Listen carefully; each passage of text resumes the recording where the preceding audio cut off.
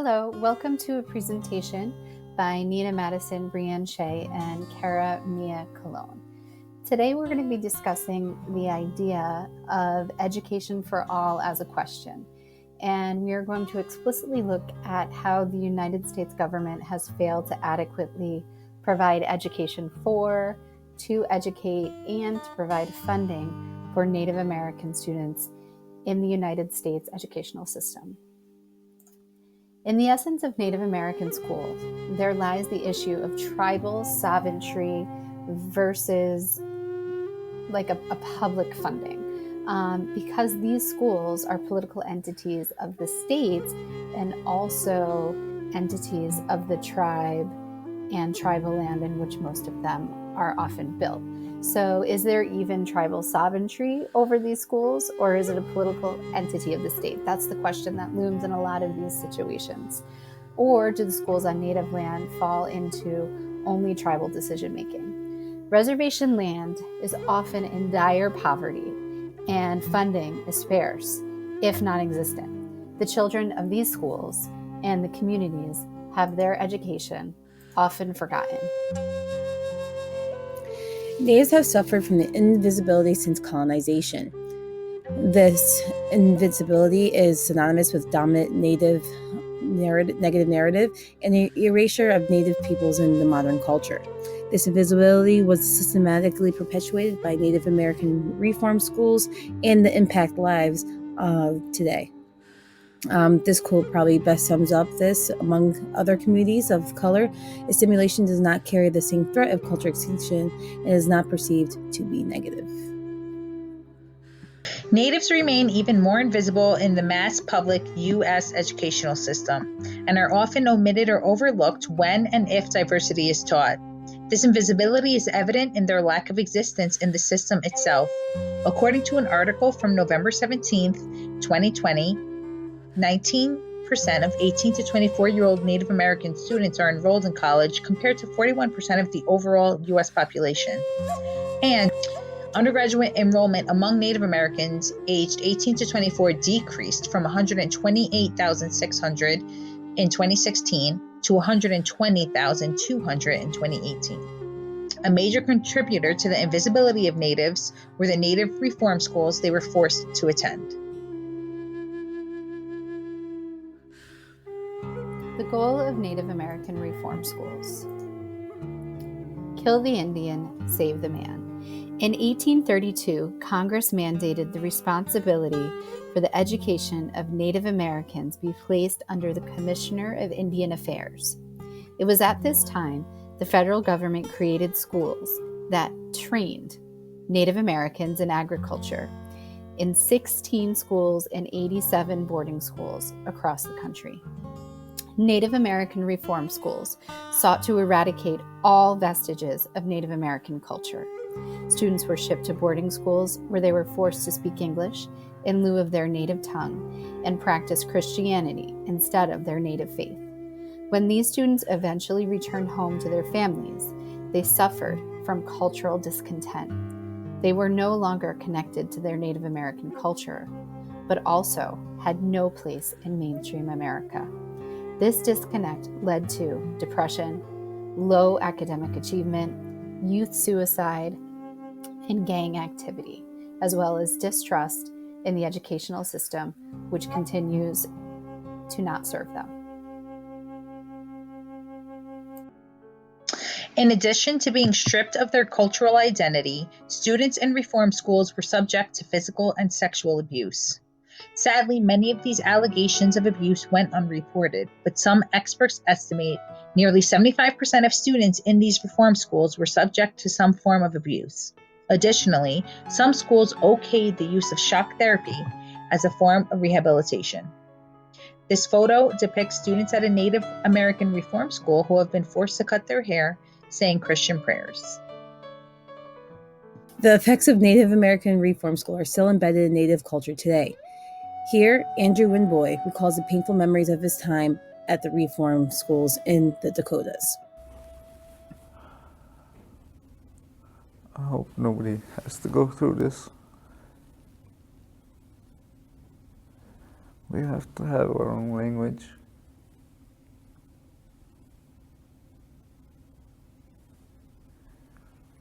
Because what we do when we talk to our spirits, they don't understand English. As you can see, the effects of Native American reform schools have had a profound, negative, and long-lasting effect. While language in the No Child Left Behind Act implies that it seeks to create opportunity for all students, including Native students, the ramifications are that because this act pushed for assimilation over inclusion, Native students were negatively affected. Before the NCLB, Native communities could tap into funding using Title VII of bilingual and educational acts. This funding was used to create immersion schools, highly effective learning institutions that promoted a celebration of Native culture. The Bilingual Education Act was renamed the English Language Acquisition, Language Enhancement, and Academic Achievement Act in 2002. This shifted the focus from inclusion to assimilation and limited federal funding for immersion schools. Why did NCLB fail to help Native American students? As we know, assimilation for Native Americans means the extinction of their culture. We cannot expect nor require natives to be okay with assimilating. The one-size-fits-all approach used by the NCLB fails to recognize this fact, as well as the fact that Native American students have unique learning styles and unique learning needs. Additionally, high-stakes testing forces teachers in all schools, including those in Native communities, to focus on this high-stakes testing, often pushing social and emotional well-being to the wayside. Many in these Native American communities are still healing from the trauma and the after effects of policies such as reform schools. They need social and emotional attention, and it cannot be sacrificed for the stakes of high-stakes testing. President Obama signed the Every Student Succeed Act into law in 2015. This policy addresses many changes. For example, state and local educational agencies must consult with tribes or tribal organizations and districts prior to submitting their state plans for educational programs funded by Title I. It also allows for Title VI funds to be used for Native language immersion programs in public schools. Further, the Bureau of Indian Education is eligible to apply for discretionary funding within the Every Student Succeeds Act. Need for targeted schools. There is a fundamental role of tribal sovereignty in Native American schooling, a need for indigenous, culturally based, culturally relevant, and culturally responsive schooling. This is known as Culturally Sustaining Pedagogy, CSP. CSP is an essential component to the educational success of Native American students. On this slide, we will see a short excerpt from Peter Hill's TED Talk, Saving the Lakota Language Through Immersion and Education. He describes the goals and implementation of those goals at this immersion daycare.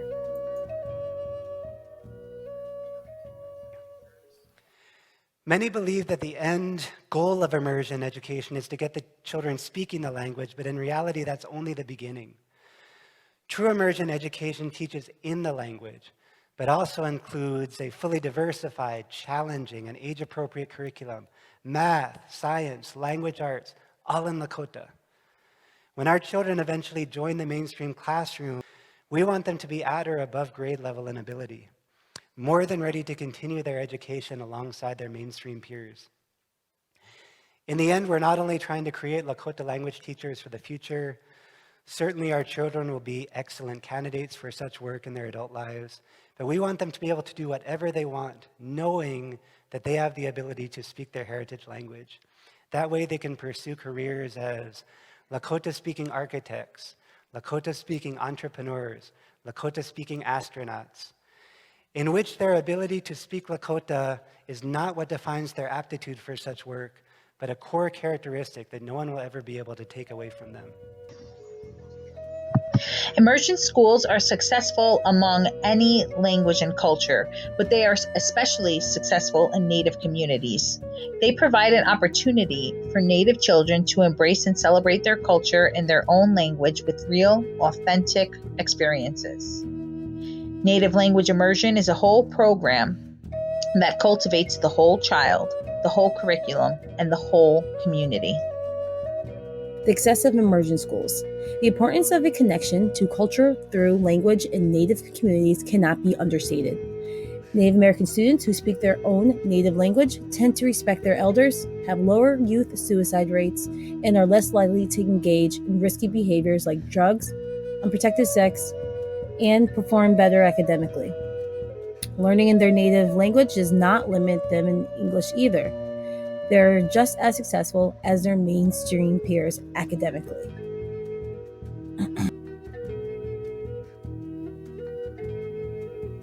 In the following clip that we'll see from CBS News, you will see a typical classroom at an immersion school in Nova Scotia. Children are joyfully playing and singing in their native language. Every employee at the school, from the principal to the teachers to the bus drivers, speak this language.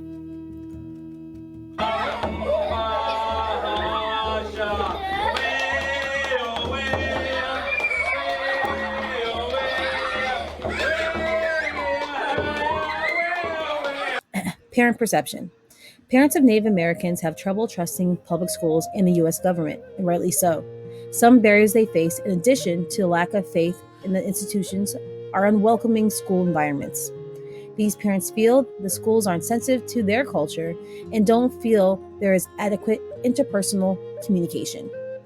As previously mentioned in our presentation, funding any type of Native American school has been tricky, let alone the funding of immersion schools. An Obama-era initiative attempted to restore funding for Native schools, but that is not enough. While Native Language Immersion Initiative is a coalition between the National Endowment of Humanities and the First Nations, it is a step in the right direction. It funds 13 schools, but that simply is not enough. There are over 150 languages, 500 tribes, and countless historical and cultural aspects that aren't being considered and are at the risk of going extinct if more isn't done to preserve and reinstate the cultures of Native Americans after the U.S. sought to systematically eliminate these cultures for centuries.